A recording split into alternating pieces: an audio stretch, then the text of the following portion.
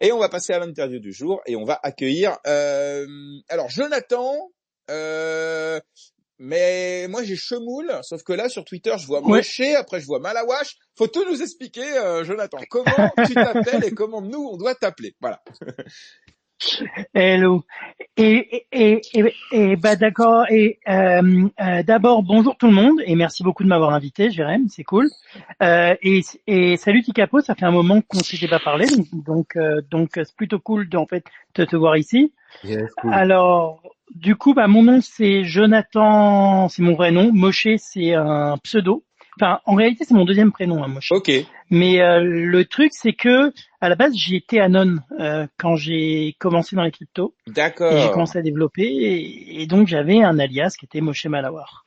Euh, pour la petite histoire, le Malawar, c'est un plat yéménite et ce jour-là, j'avais mangé du Malawar et on dit qu'en fait ton nom d'agent c'est ton deuxième prénom et la dernière chose que tu as mangé.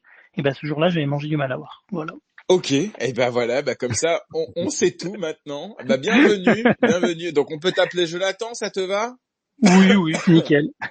Ok, très bien. Bah écoute, comme je disais, donc bienvenue dans l'émission. Alors là, on a 1 heure devant nous et on va essayer d'apprendre un petit peu à te connaître toi. On va essayer de comprendre un peu ton industrie. On va parler évidemment de Aleph-Im. On dit Aleph-Im ou Aleph pareil, parce qu'il y a un point entre les deux. Comment on Ouais, appelle? voilà. En français, c'est aleph.im. Voilà, tout simplement. Ok, très bien. Donc on va d'abord commencer par s'intéresser un petit peu à toi. On aime bien faire ça dans l'émission. D'abord, est-ce que tu peux nous parler un petit peu de toi et de ton parcours personnel? Je sais pas, t'as quel âge? Où est-ce que t'as vécu? T'as fait quelle étude? Ouais, alors, je suis un peu trop vieux en fait hein, maintenant.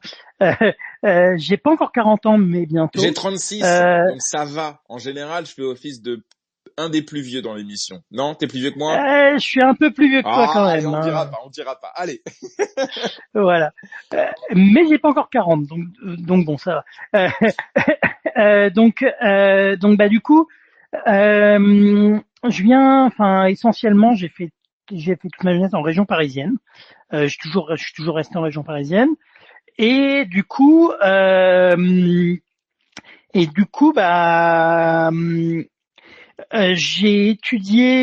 j'avais fait de l'économie à la fac, sorti d'un bac SES, enfin d'un bac ES, tu vois, à l'époque. J'ai fait du coup bah, de l'éco, normal, comme pas mal de camarades de promo. Et en fait, j'ai pas fini la première année de Doug. Je suis parti à la première année et je suis parti en gestion de projet dans multimédia à l'époque, dans une école qui s'appelle l'IIM, dans lequel j'ai fait 4 années d'études là-bas.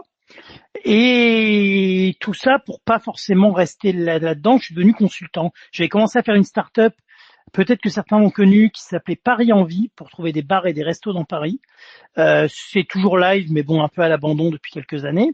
Euh, parce que ça arrivait pendant la crise de 2009, la crise des subprimes, et donc du coup, bah, pour lever de l'argent à l'époque, c'était compliqué. Et j'étais jeune, j'avais pas forcément la même détermination que j'ai maintenant, donc j'avais commencé à être consultant à côté. Donc consultant en développement logiciel, parce que c'est ce que j'ai toujours fait à côté. Et même en fait à l'école, je faisais du développement et des petites bidouilles sur PC tout le temps, quoi. Euh, et j'ai développé en C, en plein de langages. Et donc du coup, bah quand j'étais après l'école, je me suis dit, bah vas-y, je vais être consultant. Vu que la startup, j'arrive pas à lever de l'argent, bah du coup, je vais un peu investir un peu.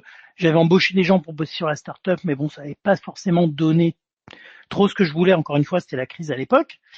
Et donc du coup, j'ai bossé pendant pas mal d'années dans des filiales de la Société Générale et pour d'autres grands groupes, surtout sur les logiciels de comptabilité. Et tout en faisant toujours beaucoup d'open source à côté. J'avais contribué à des distributions Linux, à des logiciels open source. J'ai toujours cru beaucoup au desktop Linux, et donc du coup j'avais fait pas mal d'applis sur desktop Linux aussi, euh, et du web aussi pas mal, forcément du PHP, du Python après. Et c'est comme ça que je suis arrivé sur la blockchain. Et du Alors coup justement, j'avais commencé. Ouais, alors c'est parfait ouais, parce que vas-y. c'était ma prochaine question. On dit souvent dans l'émission que chacun rentre dans le Web 3, dans la blockchain, par une porte différente. Tu vois, certains c'est pour la spéculation, d'autres c'est pour la curiosité, d'autres c'est pour la tech, d'autres c'est parce qu'il y a un pote qui lui en a parlé. Toi, comment t'es rentré dans ce rabbit hole, comme on dit en anglais? Alors au début pour la tech, ça m'intéressait l'histoire d'avoir un ledger global. Un ledger, c'est un grand livre d'ailleurs. D'avoir un ledger global de transactions, je trouvais ça sympa. Donc du coup, j'avais un peu joué avec Bitcoin et tout, mais bon, c'était un peu, enfin, c'était que de l'argent, quoi. Et honnêtement, de la comptage, on avait déjà fait suffisamment, comme j'ai dit, en développant le logiciel autour des outils de comptage, ça m'avait un peu saoulé. Et parce que si entre-temps, du coup, je m'étais mis à l'électronique pas mal. J'ai fait beaucoup d'électronique, j'ai créé des devices électroniques, fait une autre start-up en électronique qui s'appelle Axpark et Imagiled à l'époque. Et donc, du coup, euh, euh, juste un grand livre, c'est sympa, mais bon, voilà, quoi. Et après est arrivé Ethereum, et là, je me suis vraiment remis à fond sur Ethereum. J'ai acheté quelques Ethers, à l'époque pas assez, juste au moment du fork.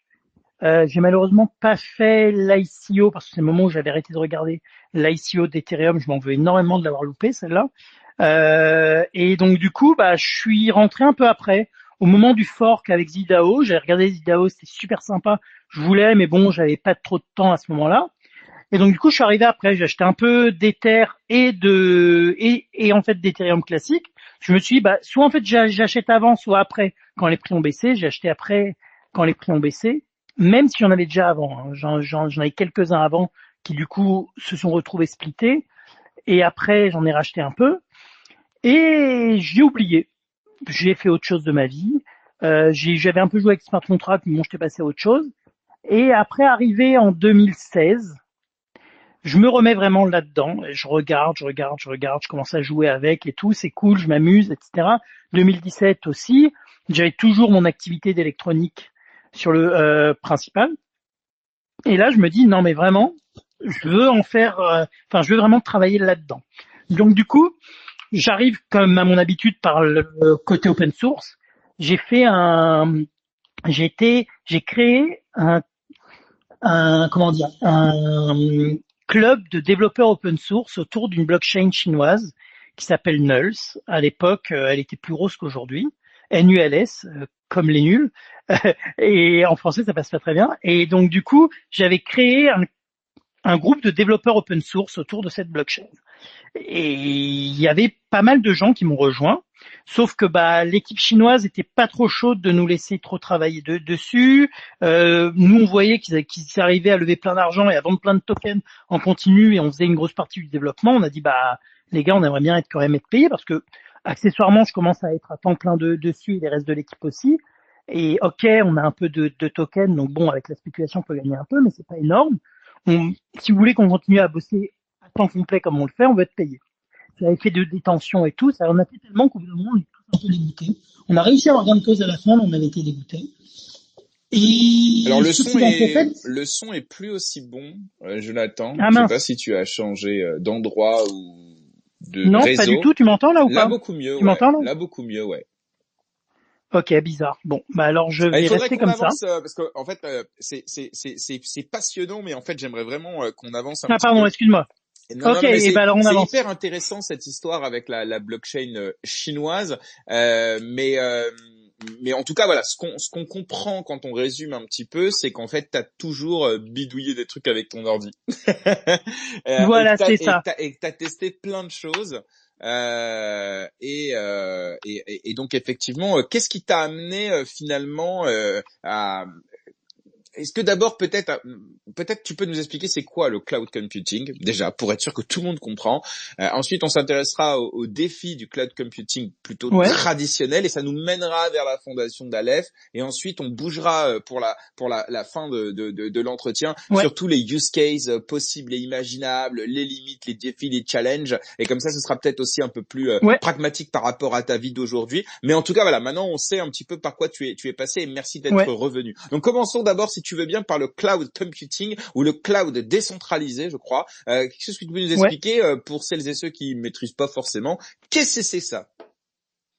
Eh ben, Alors justement, quand en fait on fait des applications blockchain en utilisant la blockchain, on va surtout parler de smart contract. Smart contract, c'est bien, ça va vous permettre de gérer des tokens, savoir qui a quoi, qui a quel argent, etc. C'est sympa, mais il manque une grosse partie qui est les serveurs sur lesquels ça tourne. Pourquoi des serveurs? Parce que quand on arrive sur une page web, il faut bien que cette page web ça soit chargée de quelque part. Quand on va prendre des informations de la blockchain, souvent on va avoir un travail qui va être fait. On appelle ça en fait indexeur ou autre, et ben, il faut bien que ce code-là tourne quelque part. Le cloud, on a l'impression que c'est un peu magique. C'est là où on va faire tourner du code, c'est magique. Sauf qu'en fait, il y a la Free Software Foundation et d'autres qui ont un bon dicton qui est There is no cloud, it's only over people computer. Ça veut dire il n'y a pas de cloud, c'est que les ordinateurs d'autres personnes. Donc c'est bien, mais ces autres personnes, c'est qui? Aujourd'hui, le cloud, c'est AWS, c'est Amazon, c'est Google Cloud, c'est plein de gros acteurs comme ça qui ont eu pour leurs propres besoins, ils ont eu besoin de créer une grosse infrastructure avec beaucoup d'ordinateurs. Ils ont appelé ça leur propre cloud et après ils l'ont mis en vente pour les autres. Donc en fait, Amazon c'est pour leur boutique en ligne, Google c'est pour leur service. Il y a même Lidl qui s'est mis à faire un cloud dernièrement, toujours parce qu'ils en avaient besoin pour leurs propres besoins. Donc ça marche bien, on peut faire appel au cloud de ces entreprises, mais c'est extrêmement centralisé. Le jour où ils veulent plus de vous, ils veulent plus de vous. Et il y a déjà eu des projets DeFi qui se sont fait mettre dehors de AWS. Et quand ils n'ont pas de backup ou autre, ils sont mal. Donc c'est là du coup que j'en arrive au moment où en fait j'étais justement sur cette blockchain. J'avais voulu commencer à faire des gros réseaux sociaux comme un Twitter par exemple basé dessus. J'arrivais pas. J'avais pas les outils, j'avais pas le cloud pour. Si je vais pas utiliser un AWS, c'est dommage. Et c'est comme ça qu'est né Aleph.im où je me suis dit, il faut faire une alternative à ça qui est décentralisée.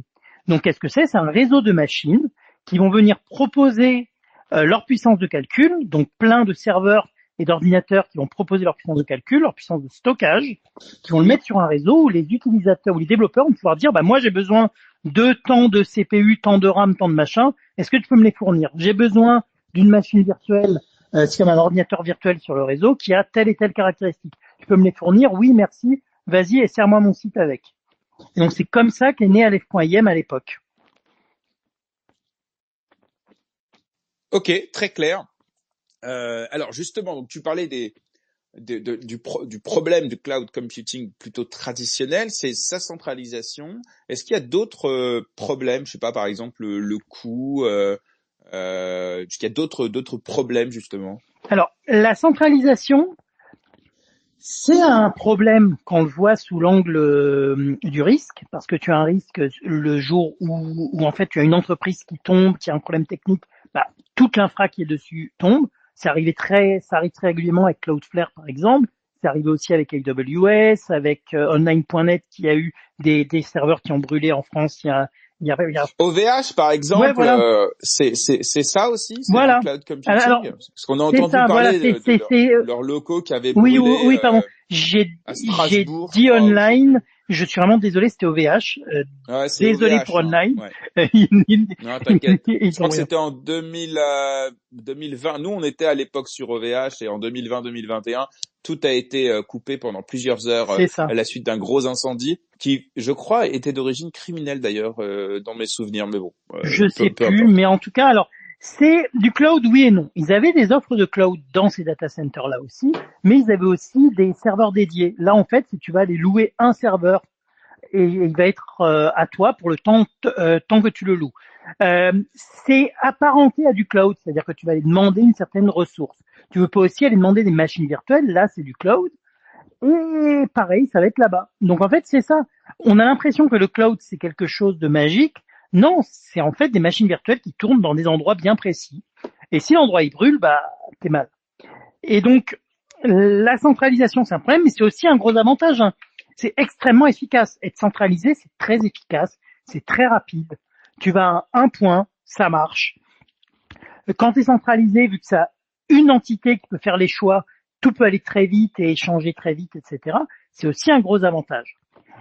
Ça a des avantages et des inconvénients, la centralisation.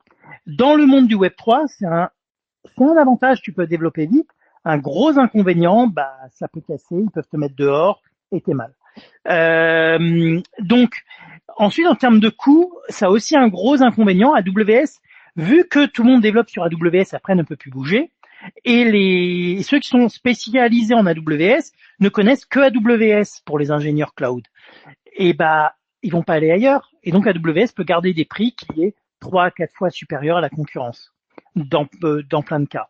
Et donc c'est là où la décentralisation a un intérêt, c'est que tu vas aller créer ton système sur le réseau Aleph.im, bah, si tu as un autre nœud qui va aller proposer le service moins cher, bah, libre à toi d'aller sur l'autre, et ce que tu auras développé va rester tel quel.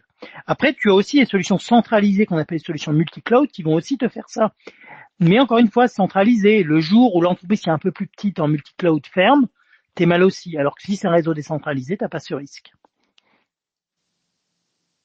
Ok.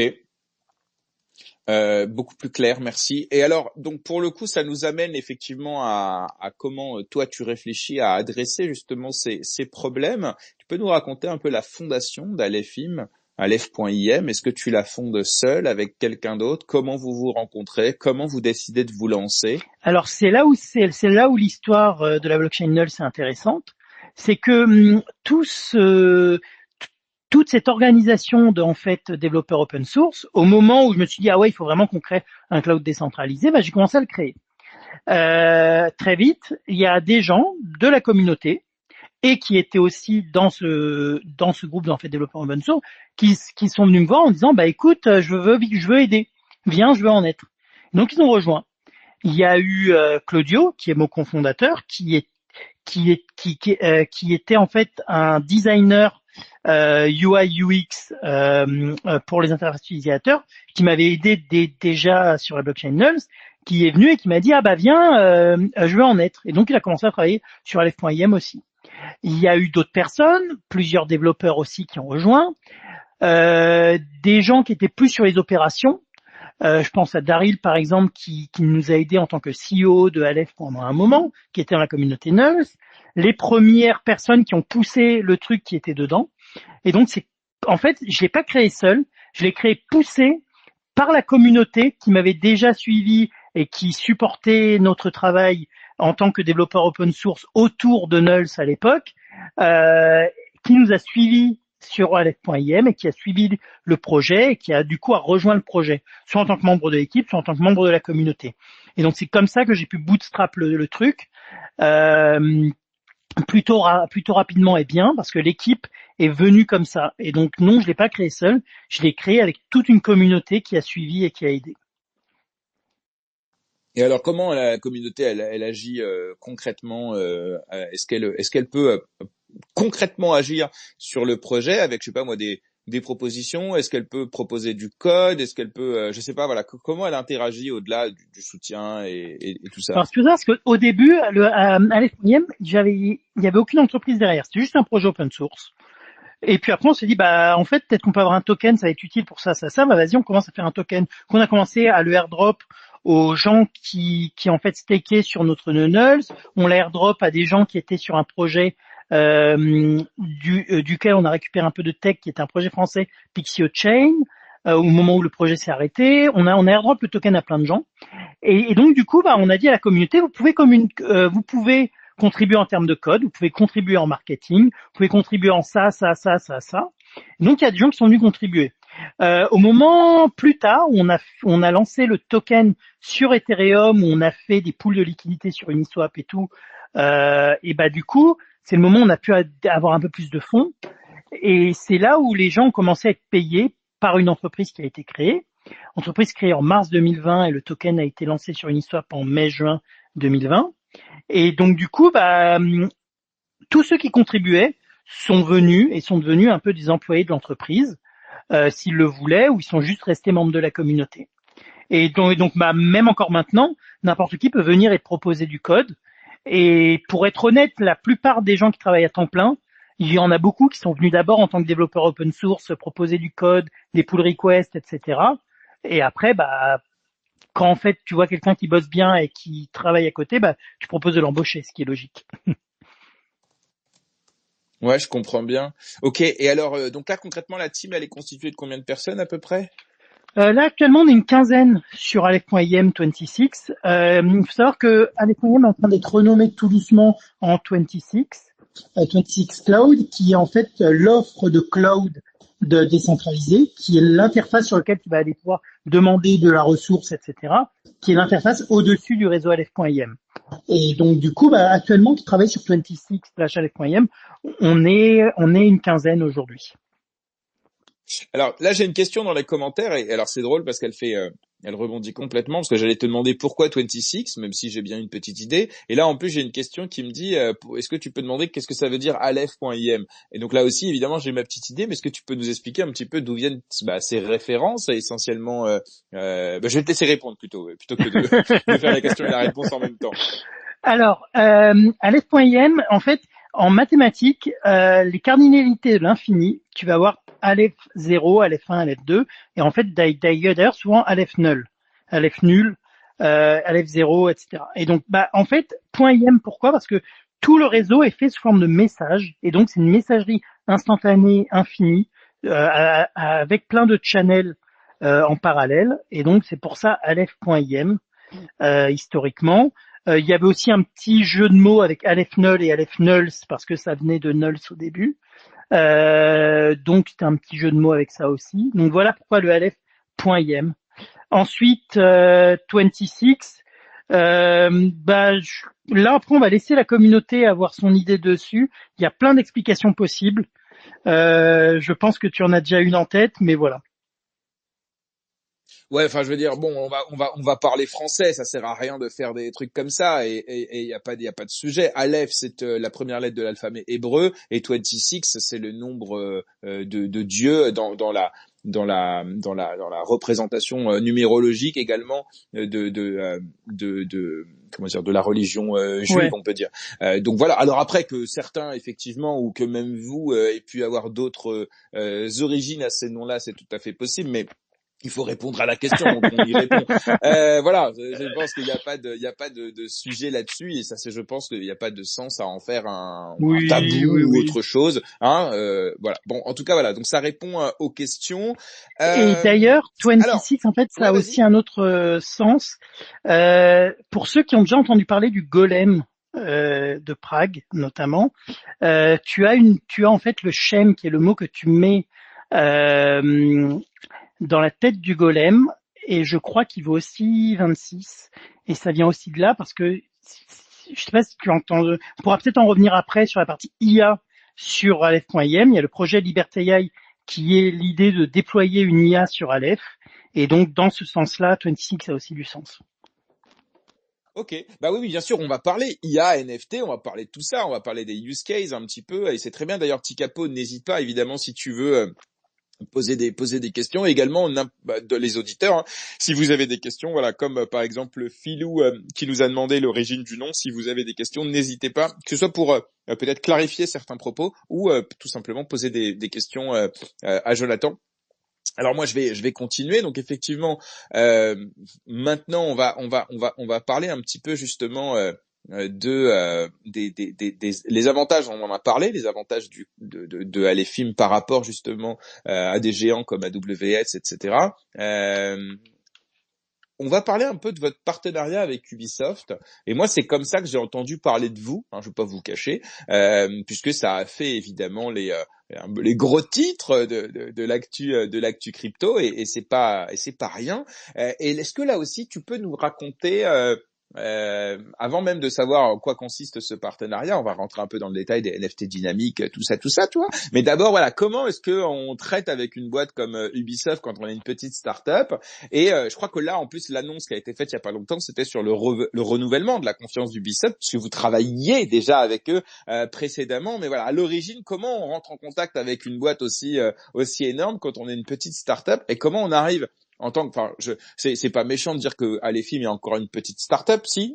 Est-ce que après avoir levé quelques millions, on peut considérer quand même que vous êtes une Oui, start-up ou oui, non? oui, oui, on est encore une start-up. Ouais. On fonctionne encore comme une Allez, disons start-up. ça. Parce qu'on rappelle que vous avez levé, je crois, 10 Ouais. millions de dollars. Mais voilà. Et donc, comment on arrive en tant que petite boîte à être choisi effectivement par l'un des leaders du jeu vidéo dans le monde, je crois pouvoir résumer Ubisoft comme ça. Alors, en fait, Ubisoft a un outil justement pour entrer en contact avec les startups qui est vraiment génial, qui est leur Ubisoft Entrepreneur Lab, qui est du coup à Station F. C'est un programme pour les entrepreneurs à Station F. On avait postulé une première année, je crois que c'est en 2020. On n'était pas rentré dans le programme, mais ensuite en 2021. Ou alors c'était 2019 puis 2020, je sais plus, bon, un des deux. Et en fait, on a été pris dans le programme parce qu'ils commençaient à s'intéresser aux NFT et au stockage décentralisé pour leurs NFT. Et donc, quand on en a parlé avec eux, ils ont dit ah ouais, c'est très bien, on peut travailler ensemble, etc. Et donc, on a postulé pour faire partie de leur Alors, Ubisoft. je te coupe un instant parce qu'en fait, ça va nous permettre de comprendre, on va dire par itération, ce que tu es en train de nous expliquer. Quand tu parles du stockage de leur NFT, on parle de quoi? On parle du jeton ou on parle qui lui est normalement stocké sur la blockchain par définition, ou est-ce que tu parles donc en gros de l'image, du son, de la vidéo, enfin en gros du fichier sous-jacent du token? C'est ça qu'ils souhaitaient stocker de façon décentralisée, c'est ça? En fait, ce que tu as sur les blockchains, c'est que l'ownership, c'est que à qui ça appartient. Tous les textes, toutes les descriptions, tous les attributs. Donc la data, voilà, en fait. toute Ouais. la data qui va autour, elle n'est pas sur la blockchain. Sauf En général, c'est stocké sur des serveurs sur des serveurs centralisés ou alors sur du IPFS, voilà. Ou des DAC. Voilà. En fait, ça peut être stocké un peu partout. Mais le problème que tu as avec ça, c'est que souvent, si l'entreprise arrête de payer pour le stockage, t'es mal. Et justement, avec Aleph, on leur avait proposé une solution où en fait... Problème de son. Problème de son. Tu m'entends là? Ouais. Là maintenant, oui. Ah, ok, cool. Désolé. Non, mais là, on est en plein dans le sujet, donc vas-y, ouais. très bien. Donc, tu peux stocker ces données-là, mais le problème, c'est que si l'entreprise arrête de payer pour le stockage, même si c'est sur IPFS d'ailleurs, ta donnée, elle disparaît. Alors qu'avec un réseau décentralisé comme Aleph.im, tu peux bloquer les montants sur un smart contract et dire, je bloque les montants, je mint mon NFT et ce sera stocké entre guillemets pour toujours. Je paie pour le stockage ad vitam aeternam.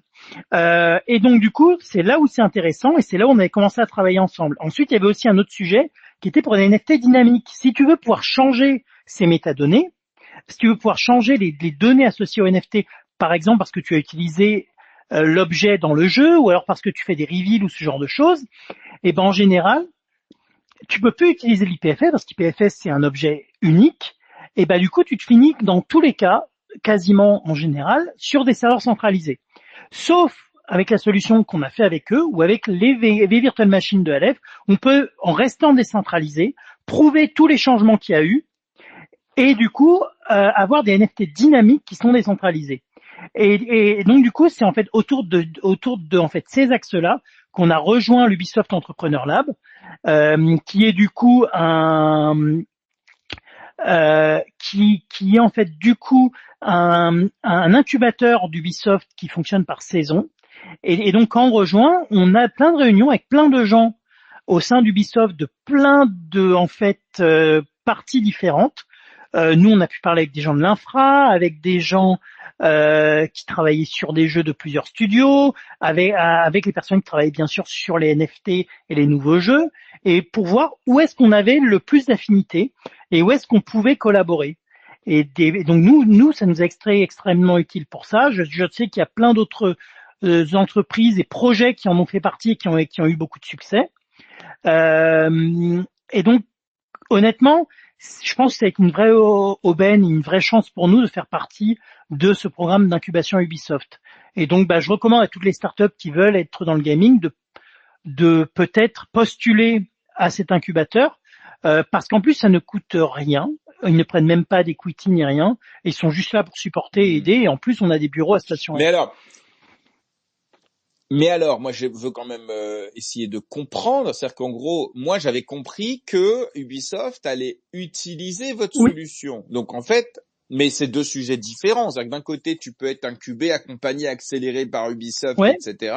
Mais par contre, le fait d'être la solution utilisée, donc en l'occurrence là pour leur dernier jeu, et peut-être aussi pour un jeu avant, c'est encore autre chose parce que tous les projets incubés sont pas forcément utilisés par Ubisoft. Non, Si, pas forcément, mais après, c'est parce que justement, on a mais c'est le but trouvé, quand même, voilà, c'est peut-être. ça. Ouais, C'est qu'en fait, on a trouvé des bonnes interactions et des bonnes façons pour travailler ensemble. ouais, Et donc, c'est là où justement, ça a un vrai intérêt. Et c'est là, où du coup, et alors aussi, ce qu'il faut savoir, c'est que Ubisoft fait tourner un des nœuds du réseau Aleph.im depuis plusieurs années maintenant. Et donc, du coup, ils ont vraiment une part active dans le réseau.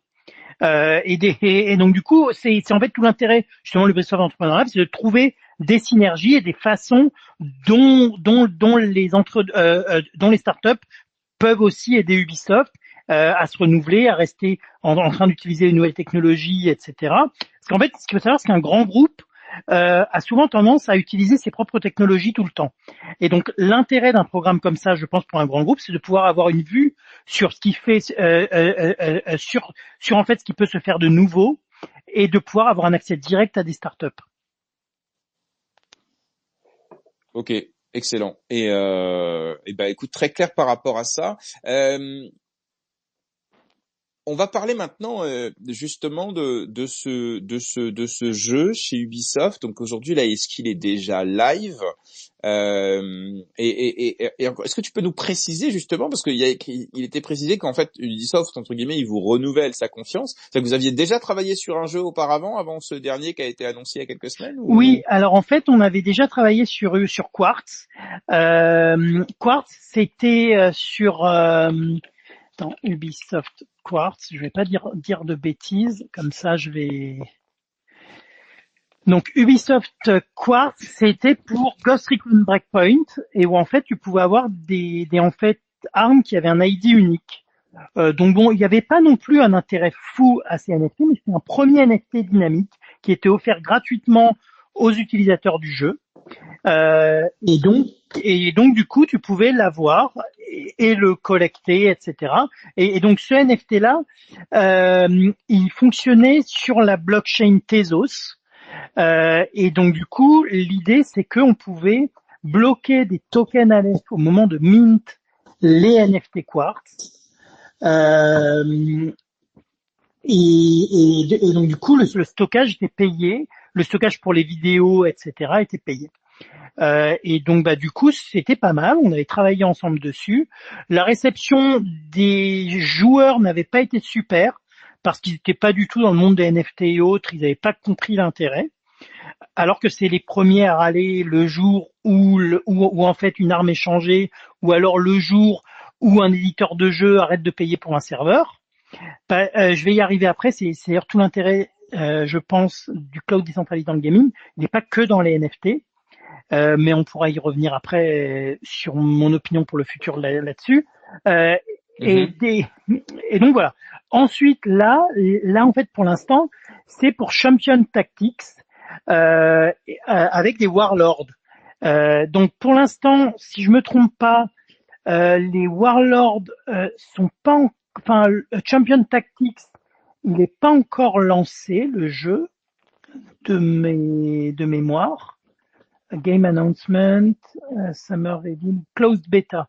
Ouais, je crois qu'il est en bêta fermée pour l'instant, le jeu avec les Champion Mhm. Tactics. Et donc du coup, il y a en fait déjà eu un mint, etc. Malheureusement, pour des raisons j'ai le terme anglais qui vient de regulatory, légal, le mint n'est pas Mhm. accessible en France, mais il est accessible à l'étranger. Et donc du coup, il y a plein de gens qui ont pu mint des tokens et avoir leur propre warlord pour Champion Tactics. Donc en fait, c'est un jeu qui va être très sympa, mais il est encore en bêta fermée. Il n'est pas encore sorti. Ok. Et alors, est-ce qu'il y a des enjeux différents entre justement le premier jeu et le nouveau là? Est-ce que vous avez une implication différente? Qu'est-ce que vous avez appris à votre retour d'expérience de la première par rapport à celle qui arrive maintenant? Est-ce qu'entre-temps vous avez vous-même évolué au niveau de votre tech? Alors oui, on a évolué. En fait, le premier, c'était essentiellement il y a les NFT qui étaient dynamiques parce qu'on avait l'historique d'usage du NFT, à qui il a appartenu, mais c'est à peu près tout. Maintenant, il y a un peu plus que ça. Il y a un système de reveal avec ce qu'on appelle des VRF, qui sont des Verifiable Random Functions, où en fait sur le réseau LF.IM, tu peux avoir du random prouvable. En fait, tu as les nœuds du réseau qui ont été générés des nombres aléatoires et ils sont mis tous ensemble et ça donne un nombre aléatoire pour la collection. Et donc du coup, il y a eu du coup ce Reveal-là a utilisé ce en fait système de nombres aléatoires sur le réseau LF.IM pour les NFT, enfin pour les métadatas dynamiques au moment du reveal. Et ensuite, l'idée c'est que selon les actions dans le jeu, les NFT vont pouvoir changer au fur et à mesure de leur vie. Donc je vais pas trop rentrer dans le détail parce que je sais pas ce que je peux dire ou pas actuellement, mais en gros l'idée c'est que les NFT peuvent évoluer dans le temps et donc ça c'est vraiment super et ils continuent à appartenir aux joueurs. Et moi ce que j'aimerais même voir dans le futur pour de futurs jeux, que ce soit avec Ubisoft ou d'autres, c'est que le cloud décentralisé c'est bien parce que du coup ton NFT il t'appartient. Il peut pas être supprimé par l'autorité émettrice, surtout s'il est fait sur le réseau LF.IM de façon décentralisée, etc. Mais si l'éditeur du jeu dit bah moi je veux plus payer les serveurs, je veux plus maintenir ce jeu, c'est galère, j'arrête. C'est arrivé plein de fois dans le passé. Et du coup tous les joueurs râlent, etc. Parce qu'ils y jouaient, ils peuvent plus. Et bah si l'éditeur du jeu dit à ce moment-là, bah maintenant je donne la main à une DAO, continuez à faire avancer le jeu si vous voulez. Et vous continuez, vous, à payer les serveurs. Et ben, si sur un réseau décentralisé, ils peuvent. Si depuis le début, le jeu a été conçu pour que les serveurs de jeu soient sur un réseau décentralisé, et ben, du coup, ton jeu ne pourra plus devenir obsolète et les joueurs ne pourront pas être dans une situation où l'éditeur dit, bah, maintenant, j'arrête le jeu, quoi. Ok, très clair. Vas-y, Tikapo. Yes, merci. Oh, salut Jonathan. Je n'ai pas encore eu trop le temps de parler. Tikapo, Ah, on tu t'entend m'entends pas?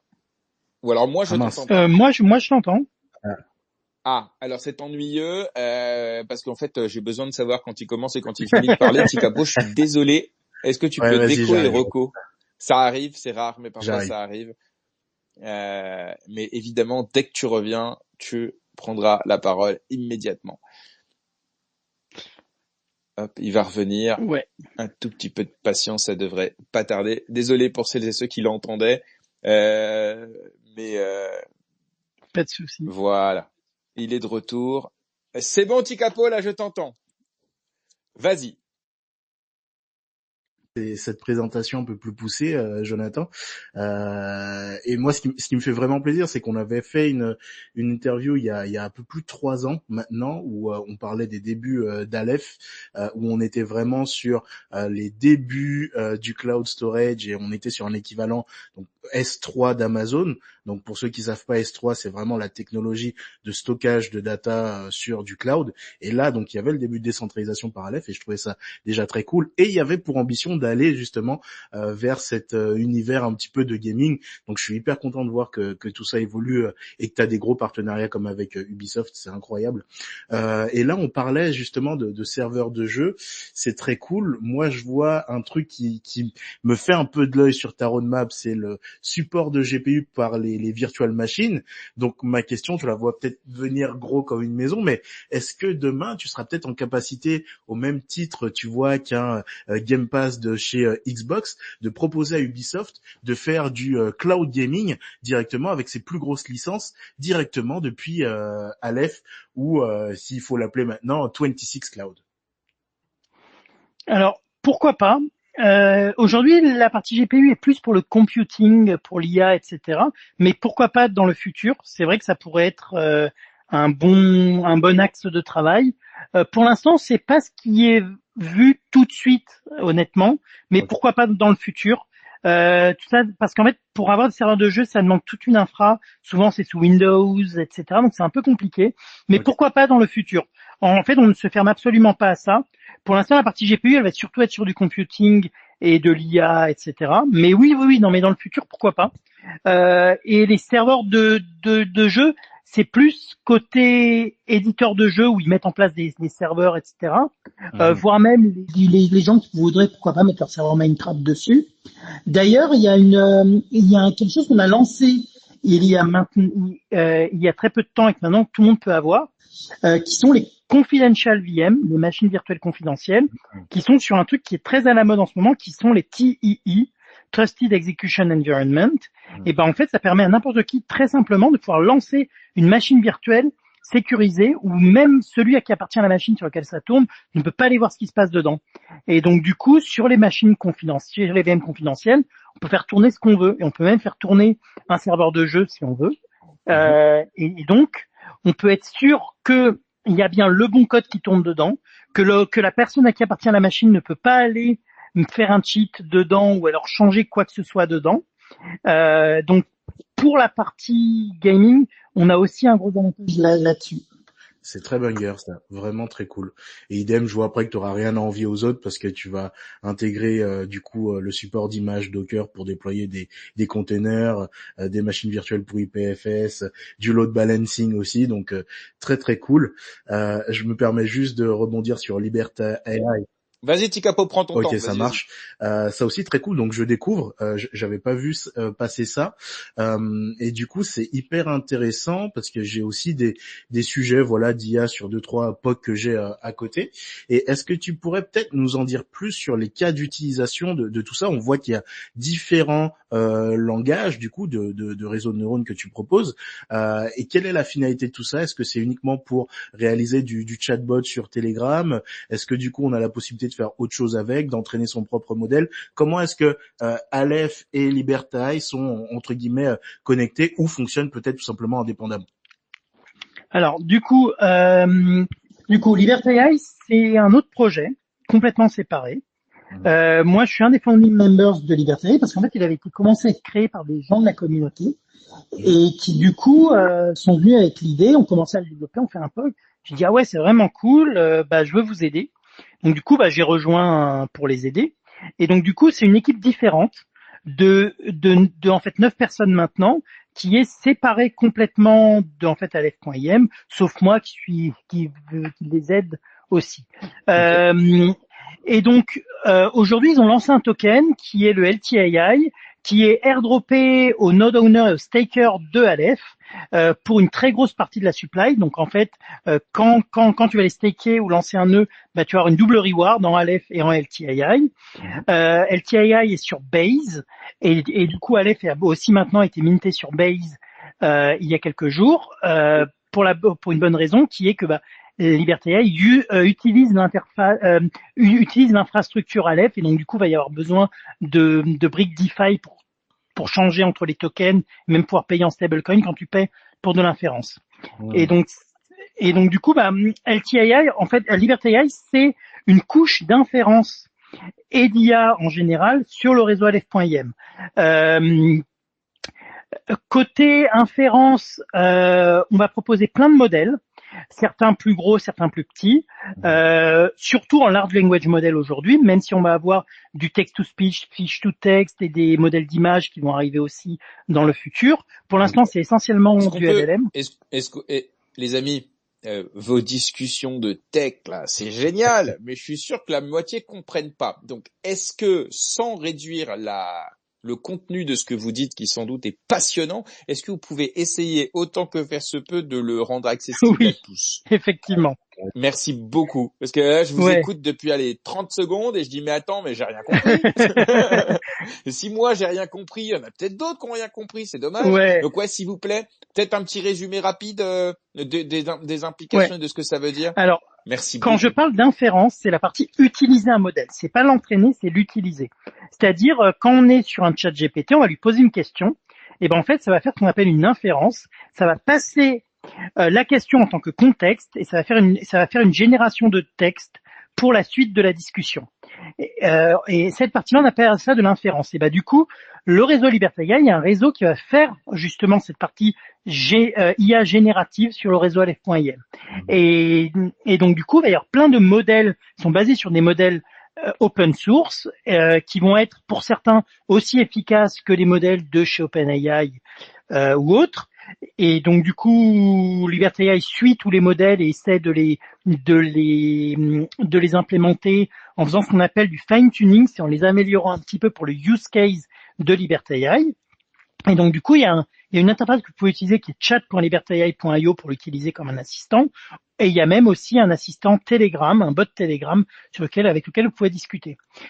Il y a aussi d'autres use cases comme ce qu'on appelle une base de connaissances qui va bientôt être lancée, sur lequel on peut mettre ses documents, leur poser des questions, et du coup, on va pouvoir discuter avec ces documents qui vont être stockés de façon chiffrée sur le réseau Aleph.im. On peut penser à ça un petit peu comme un Google Drive à soi, où tout est chiffré et où tout est accessible à une IA, à notre assistant IA. Donc du coup, il y a cette fonctionnalité-là, Knowledge Database. On peut avoir des plus gros modèles aussi en ayant des tokens Liberty AI.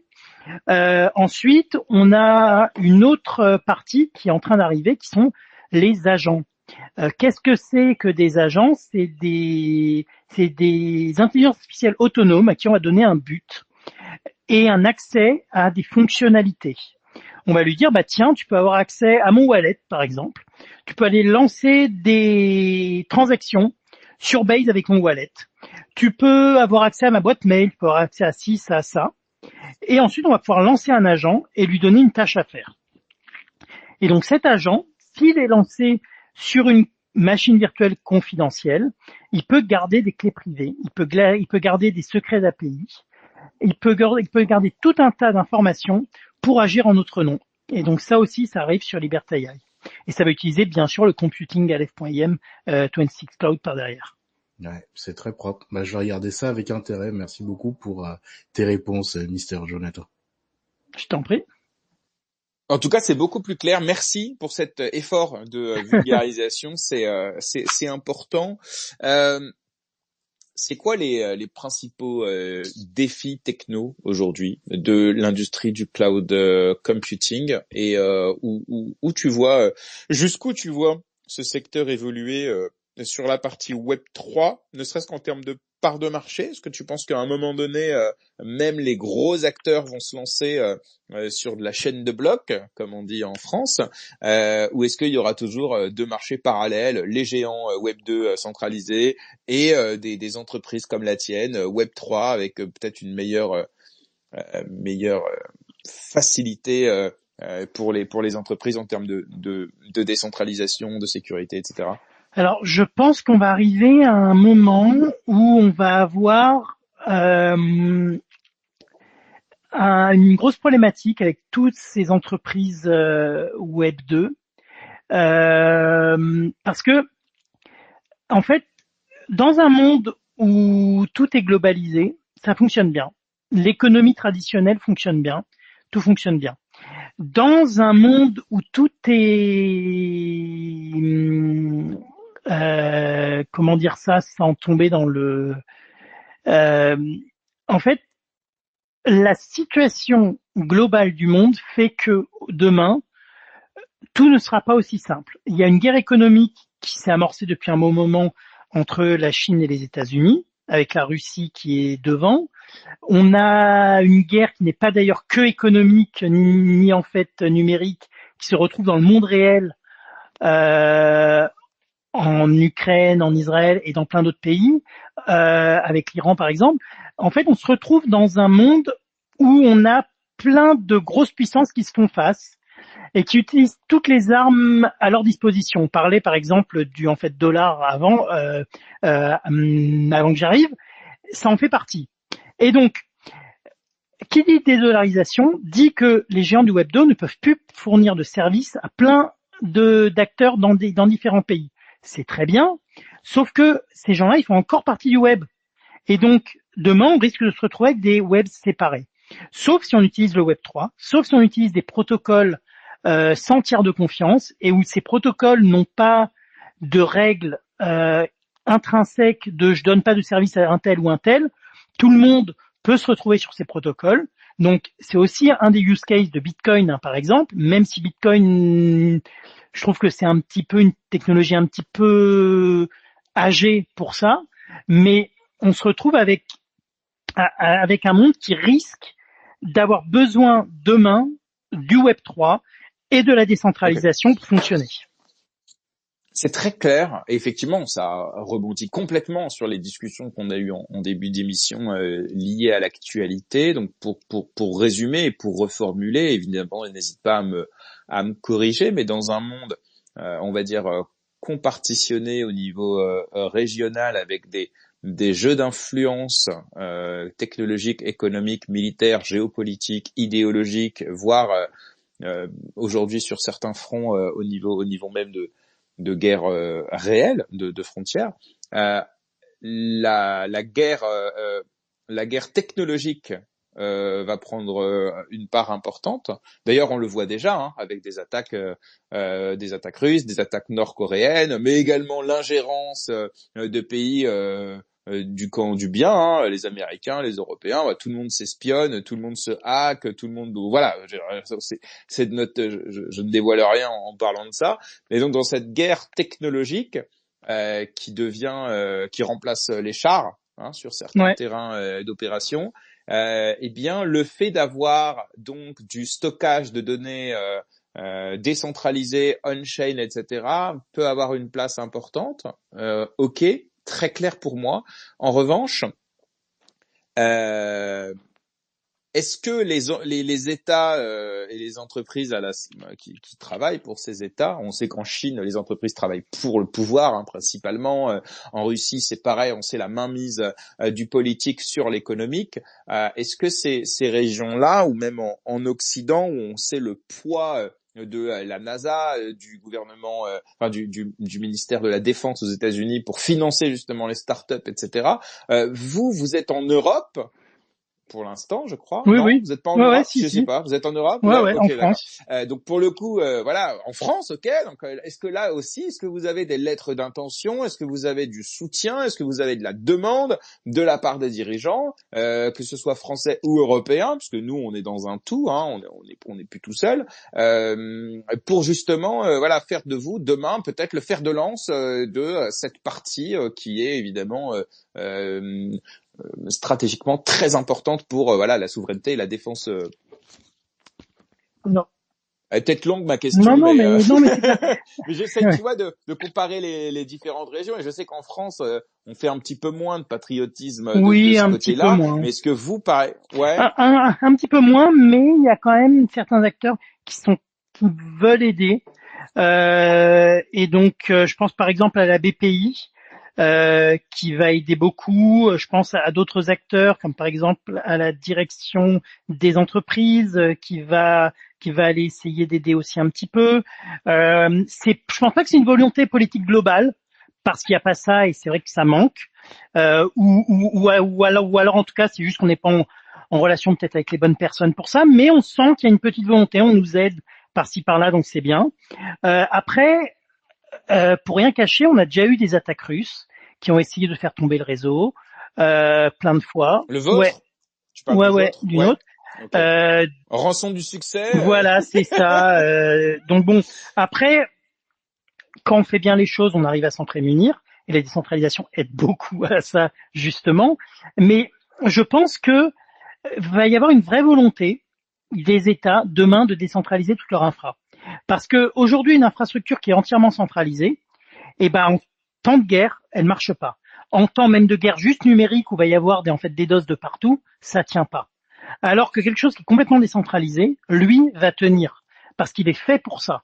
Et donc c'est là, je pense qu'on a une grosse carte à jouer en tant que réseau de cloud décentralisé, c'est de pouvoir être un peu un tout-terrain et continuer à fonctionner. C'est vrai que ça peut être un peu plus lourd à mettre en place.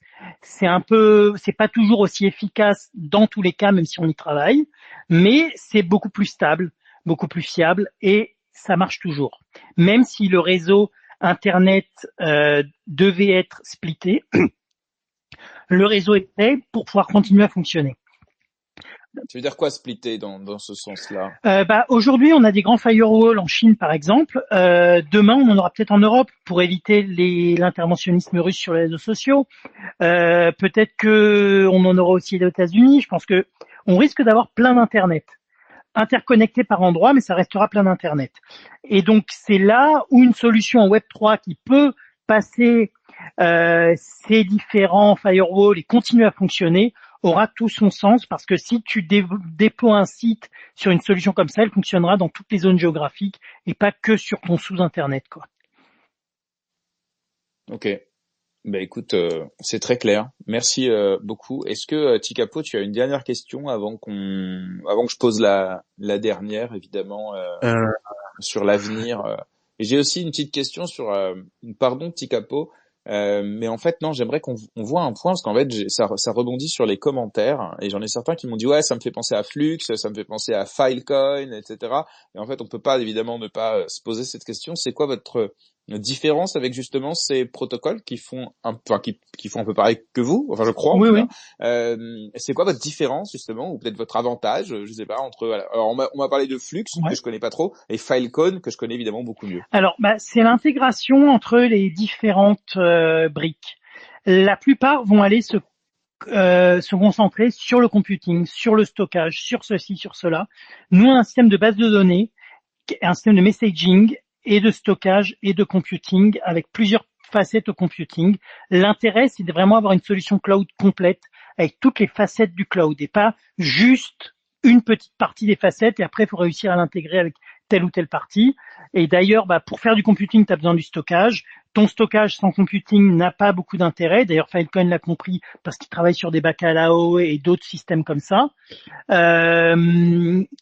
Euh, en fait, d'ailleurs, Bacalao, c'est drôle parce qu'en fait, ça vient de code qui est compute over data, parce que leur truc, c'est la data, et code, c'est la morue, et vu qu'ils sont portugais, Bacalao, c'est la morue en portugais. Ok. C'est relativement drôle. Et donc, du coup, eux-mêmes se mettent au computing, tout comme on a Arweave qui a commencé aussi à se lancer dans le computing, parce qu'ils ont aussi compris ça. Donc, c'est la grosse valeur ajoutée qu'a le réseau Aleph.im/26, c'est l'intégration pour faire un cloud complet, parce que tu en as dans tous les cas besoin. Ok, vas-y Tikapo et excuse-moi de t'avoir coupé. Pas de souci, pas de souci. Moi, j'aurais une dernière petite question, à savoir, comme tu l'as bien rappelé, effectivement, on a vu ces derniers temps pas mal d'ingérences et de guerres numériques avec des attaques des DOS un peu partout. Et est-ce que justement, tu as pu, avec Aleph, faire de la sensibilisation auprès d'institutions ou tout simplement, je sais pas, de ministères ou même d'entreprises sur l'importance de la décentralisation de leurs data? Est-ce que tu as des POC en cours comme ça ou c'est pas au goût du jour? Alors avec les entreprises et les institutions, pas encore. On aimerait bien. On était en discussion avec certains. On aimerait travailler dessus. C'est pas encore le cas. Ok. Après avec des entreprises, oui, on avait déjà eu des POC. Mais en fait, il faut savoir que les cycles entre guillemets de vente et de réalisation de tout ça, avec les grosses entreprises et l'État, c'est extrêmement long. Ça se Ouais. compte en années. Et donc tu commences une discussion maintenant, ça va voir le jour d'ici 5 à 10 ans, quoi. Ok. Ok. Intéressant. Intéressant. Merci. Je t'en prie. Alors bon, on va se diriger vers la fin de cet entretien. Je pense que maintenant on y voit beaucoup plus clair. Merci infiniment pour cette discussion. Ma dernière question, ouais, c'est sur la suite justement de Aleph, Im. Alors, est-ce que déjà vous avez un accord d'exclusivité avec Ubisoft, ou est-ce que demain on pourra potentiellement vous voir avec d'autres studios de jeux vidéo, et où est-ce que vous avez d'autres potentiels clients pour votre solution? Alors si tu peux pas les nommer, j'imagine pour des raisons de NDA, de tout ça, ok. Mais peut-être dans quelle industrie aujourd'hui est-ce que vous avez envie de vous lancer? Là, on a parlé de gaming et d'NFT, mais demain, effectivement, on pourra parler d'IA ou d'autres secteurs, peut-être même militaires ou voilà. Dis-nous, je sais pas quel est votre roadmap par rapport à ça. Et merci aussi à toi pour cette invitation. C'était vraiment une super discussion. Et donc, pour répondre à ta question, alors pour le futur, donc on n'a pas d'accord d'exclusivité avec Ubisoft. On travaille avec eux, mais on pourra très bien travailler avec d'autres studios à l'avenir qui voudraient faire des choses équivalentes. Clairement, c'est une volonté. Après, dans le domaine de l'IA, avec Liberté AI, il y a énormément de sujets et de portes qui s'ouvrent en tant que verticale spécifique sur l'IA. Donc, effectivement, sur cette partie-là, énormément de possibilités à l'avenir, même en fait avec des entreprises au niveau qui auront besoin d'IA confidentielle, sûre, pour pouvoir traiter les données des clients. Donc il y a une grosse possibilité là-dessus. Après, en termes d'industrie, je vais pas en nommer en particulier, mais j'aimerais bien travailler avec des grosses entreprises qui aujourd'hui ont du cloud et aimeraient pouvoir justement décentraliser leur usage du cloud. Et c'est notamment tout l'intérêt des confidential VM, c'est qu'on peut arriver maintenant avec les VM confidentiels à pouvoir lancer sur un réseau décentralisé des instances sur lesquelles personne ne peut aller voir ce qu'il y a dedans. Et donc ça, c'est une vraie valeur ajoutée. Et aussi en termes de RGPD, parce qu'on peut dire que ça peut on peut demander une instance que sur des serveurs européens qui sont chez des entreprises certifiées, etc. Et du coup, avoir une solution multi-cloud décentralisée entre entreprises certifiées. Et donc, du coup, ça ouvre aussi un cas d'usage entreprise qui aurait besoin de certification et d'agrément GDPR, etc. Très clair. Merci beaucoup, Jonathan, à nouveau. On va te souhaiter bonne chance. Moi, je ne te cache pas que je soutiens et je soutiendrai toujours et je m'intéresserai toujours aux startups françaises du Web3. On a besoin de ces forces vives, de ces entrepreneurs, malgré une concurrence internationale parfois déloyale. Eh bien, on a quand même des petits et des gros fleurons de l'industrie Web3. Donc voilà, on peut te souhaiter que évidemment de réussir et voilà d'aller aussi loin que vous voulez dans cette aventure. Et puis bon, on va te souhaiter une belle semaine. Merci également. À bientôt, Jonathan. À bientôt, merci beaucoup. Merci à toi. Ticapo, merci de m'avoir accompagné ce matin dans GM Web3, une première et peut-être pas une dernière, non? On verra ça. Mais c'était un plaisir, c'était bien sympa, c'était cool. Eh ben, c'était un plaisir de t'avoir. Je vais remercier également toutes celles et ceux qui nous ont suivis ce matin. Je vous rappelle évidemment que vous pourrez retrouver le replay de l'émission en podcast sur voilà Apple, Deezer, Spotify, Amazon, mais également sur notre chaîne YouTube. Alors, je vous invite évidemment à vous abonner, à liker le podcast, à le partager à vos amis, bien sûr. Vous pouvez également reposter le lien du Twitter Space que je vais publier dans quelques minutes avec le timestamp, ce qui permettra voilà de savoir un petit peu qu'est-ce qui s'est passé et à quelle heure. Et puis je vous donne rendez-vous alors pour les anglophones dès demain dans GM Web3 spécial Multiversix, où nous aborderons évidemment l'actualité Web3 en général, mais surtout on aura la chronique sur le yield optimisé sur Atom animé par mon coach Arnaud. J'interviewerai également deux personnes de l'écosystème, en l'occurrence Quentin, que tu connais, Ticapo? Oui, monsieur, un très bon. Bon, ben n'hésite pas à venir faire un petit tour si tu veux. Il va venir. Alors, Quentin, il développe un truc sur MVX et en vrai, j'ai jamais compris ce que c'était. Et en vrai, alors que je sais que tout le monde est bullish là-dessus. Et en fait, un jour, je lui dis mon frérot, un jour tu vas venir dans l'émission et tu vas venir m'expliquer ce que tu fais parce qu'en vrai, je suis sûr que c'est hyper important, je suis sûr que c'est hyper intéressant, mais j'ai rien compris. Donc demain, il va venir nous expliquer c'est quoi l'histoire de Wasm, de SDK, tout ça. J'y comprends rien. Mais voilà, demain. Et de quoi? Et Swift, voilà, déjà encore un mot de plus que je connais pas, voilà. Donc demain, on va essayer d'y voir un peu clair et puis on recevra également l'un des cofondateurs de Burnify, qui est une plateforme de brûlage de tokens sur Multiversix. Et puis à la fin de l'émission, on aura une discussion que je vous invite évidemment à venir écouter, mais également vous pourrez y participer. C'est sur les dernières annonces autour de XDay 2024 qui a été repoussé à l'année prochaine et remplacé par un événement plus petit à Munich. Tiens d'ailleurs, Ticapo, t'avais prévu de venir à Séoul, toi? Moi, j'avais prévu de pas y aller. Ok, donc rien ne change de ton côté, mais par contre tu vas à Munich ou pas? Pas du tout, parce que je suis pas ok avec la solution de repli, mais peut-être que je passerai demain et on en discutera. Ah ouais, avec mais plaisir d'avoir ton avis là-dessus. Faut que je vois. Si j'ai un peu de temps, je passerai.